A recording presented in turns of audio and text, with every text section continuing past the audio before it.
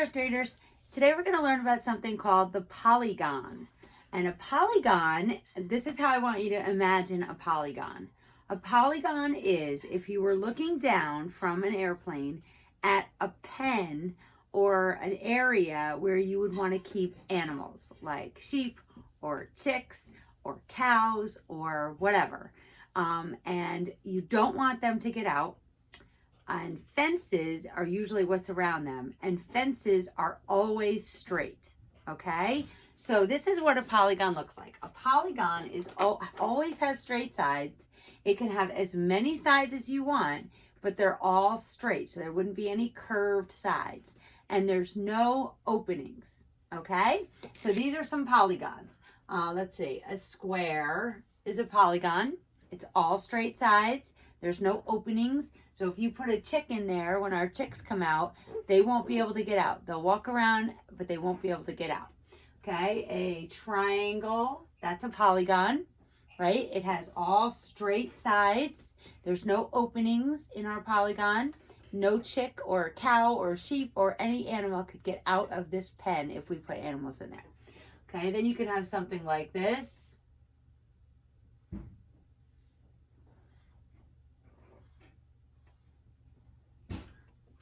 It's no shape at all, but all the sides are straight and it's closed. So if you put a chick in there, he would walk around, but he could not get out. Okay, what about something like this? Is that a polygon? No, that is not a polygon because it has curved sides. A polygon only has straight sides. Okay, what about this? Straight, straight, straight. Is that a polygon? I don't know if you could see that. Is that a polygon? No, because if you were to put animals in there, they would get out right there. It's an open figure, so it is not a polygon.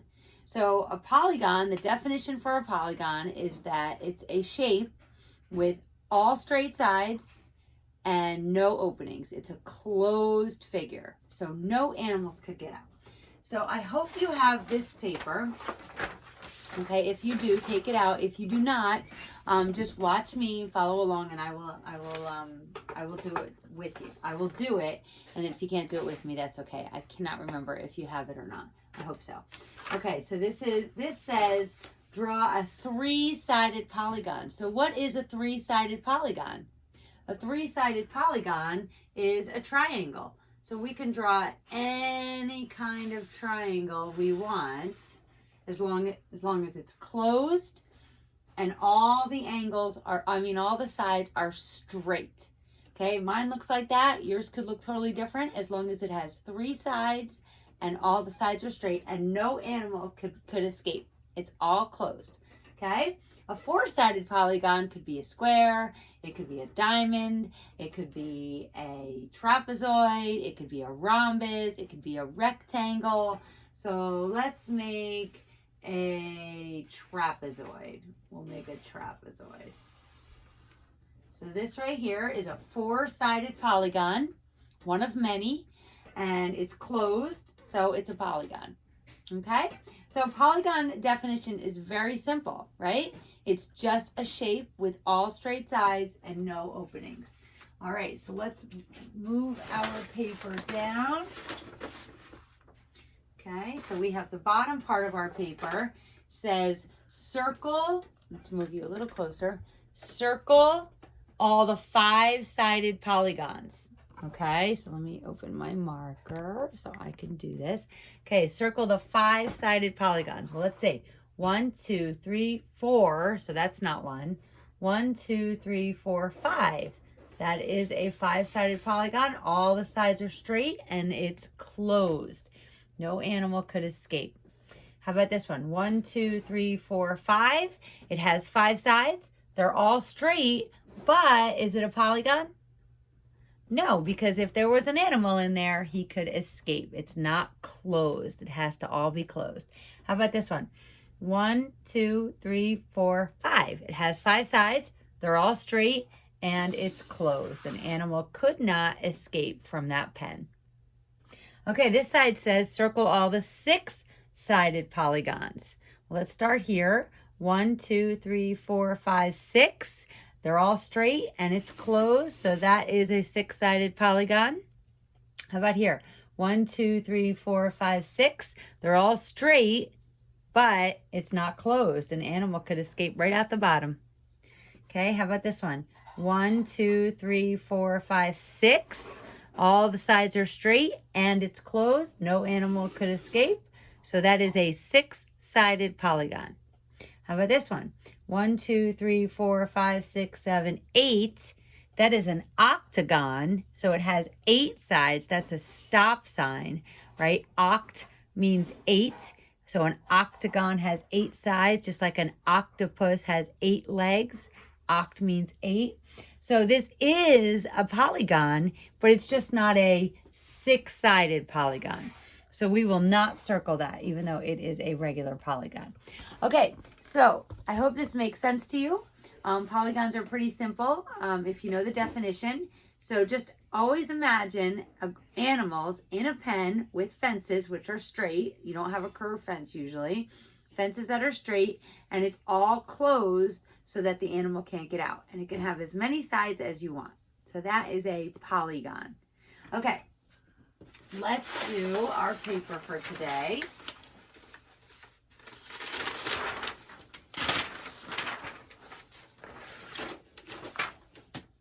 Okay, so the top says, let me get my ruler. The top says draw a 7 centimeter. Let me get you closer so that you can see. Okay, the top says draw a 7 centimeter line for our name. So I'm going to do that. I think 7 centimeters might be good for me to write my name, but let's see how long that is. That's not too bad. I think I could squeeze my name on there. You do the same. Okay, so Mrs. Bray. Yep, I can fit it. Good. A little off the edge, but that's okay. Okay, the date is May, so still the 5th month, 13th, 2020, and the day of the week is Wednesday.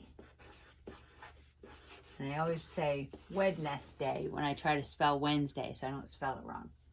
Okay, number 1 says, write the number 112 on the place value chart, 112. So we know we have 100 because it says that in the number. And then we have 12. 12 has 1 10 and 2 1s. So this is the number 112, 112. Circle the digit that tells the number of 10. So we go to the tens place and we circle that 1. Okay, now let's make 13 tally marks like our date. 1, 2, 3, 4, 5, 6, 7, 8, 9, 10, 11, 12, 13. 13 tally marks. Okay, number 2 says, Walter counted the puzzle pieces. He had 2 groups of 10 pieces and 6 extra pieces. Draw a picture to show the 2 groups of 10 pieces and 6 extra pieces. So I know puzzle pieces aren't circles, but it's much easier to draw circles. So let's draw our circles. So 2 groups of 10. 1, 2, 3, 4, 5, 6, 7, 8, 9, 10. 1, 2, 3, 4, 5, 6, 7, 8, 9, 10. So those are my 2 groups of 10. And then he had 6 extra pieces. So we'll separate them. 3, 4, 5, 6. See how those are extra. They're not in a group of 10. So I put them a little separate. It says draw a picture to show the 2 groups of 10 pieces and the 6 extra pieces. How many pieces did Walter count? So we can count these by tens. So 10, 20, and then we count by ones and we count on 21, 22, 23, 24, 25, 26. Okay, so 26 puzzle pieces. Okay, the next part, we've done a little bit in school of this. This might be a little tricky, but I want you to try it. It says, write a some more story problem using the numbers 6 and 9. Now, it doesn't tell you that you need to use the 6 and 9 together to add or add 6 to something else to equal 9, or it doesn't really give you a lot of information on that. So as long as 6 and 9 are in your word problem, you're doing a good job. So a some more story is when you add. Okay, so I'm going to add 6 and 9. Okay, so here's my story. I'll rate it. You watch and listen. Okay, I made chocolate chip cookies for Ryan yesterday. So this is a true story. I baked 6 cookies. Sorry, I have a little line there. Cookies. I baked 9 more cookies.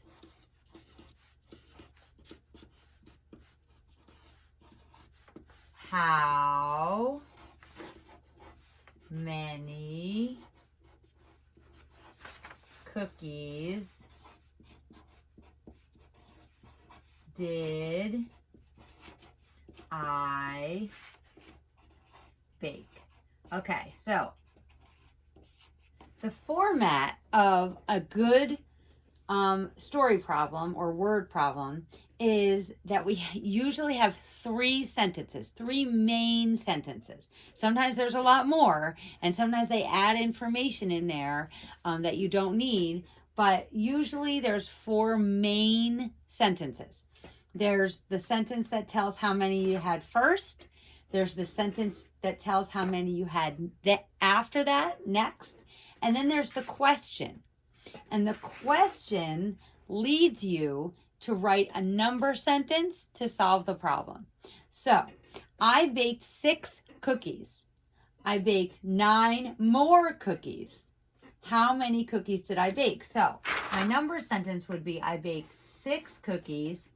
I baked 9 more cookies, which means I'm adding. That's a some more story. So 6 plus 9 equals how many cookies did I bake? So my answer to this 6 plus 9 will answer this question.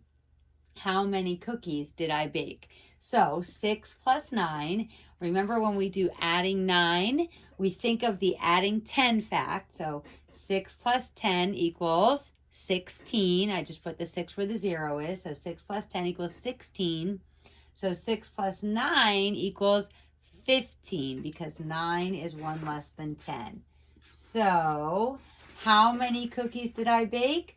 15 cookies. Don't forget the label. So do this problem and send me a picture of it.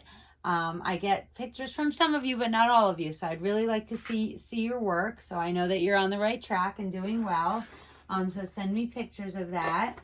And I can't wait to see how you do. Okay, so good luck on that. I'll leave that there in case you want to look at it later. Okay, so number 4 says, color the penny brown. It says penny. So how many pennies are there? Just 1. Otherwise, it would say pennies. So let's look at our coins. We have 3 different kinds of coins here. We have these 2, and right here on the back of this, it says 1 dime. So we know that these are dimes because that is not Lincoln. That is Roosevelt. Then we have these big coins, and we know that the big coins that we've learned are nickels because we haven't learned quarters yet. So we have 4 nickels, okay? And then we have this one, and that is Lincoln. So that is a penny. So that's our penny. So color that. Okay, then we're going to count. It says, how much money is this? So we're going to start with our dimes because they're worth the most. And we count 10, 20. And then we switch to counting by 5s when we count our nickels. So 25, 30, 35, 40. And then count by 1s, 41. So up here you should write, how much money is this? 41 cents. Don't forget the cents. That's our label. We have to tell what we're talking about. Okay, then number 5 says draw a 4-sided polygon in the box. You can draw any 4-sided shape you want. Okay, I'm going to draw a diamond. Okay, all my sides are straight and my figure is closed, so my chicks cannot get out. Okay, bottom, we're going to subtract 10, add 10, and then add 3 digits together. So when we subtract 10, we can either look at our hundreds chart, which I have from yesterday, 51 minus 10. So I find 51 and I go up 1 box to 41. So 51 minus 10 is 41. And if you look, the ones place did not change, but the tens place went down by 1. We subtracted 1. So 5 minus 1 equals 4. Okay, 34 plus 10. When we count by tens, remember we count by tens, we would start by 4. 4, 14, 24, 34, 44, right? 44. And on our chart, 34 plus 10 equals 44. It's 1 below. Very good. Okay, 2 plus 7 plus 8. We can do 2 plus 8 together because that equals 10. And I think that's the easiest. Then 10 plus 7 equals 17. You could have also done 2 plus 7 equals 9. And 9 plus 8 is a doubles plus 1 fact, which equals 17. Okay, however you do it, that's up to you, whatever's easier for you. All right, and that is math for today. So I will see you tomorrow. Have a great day.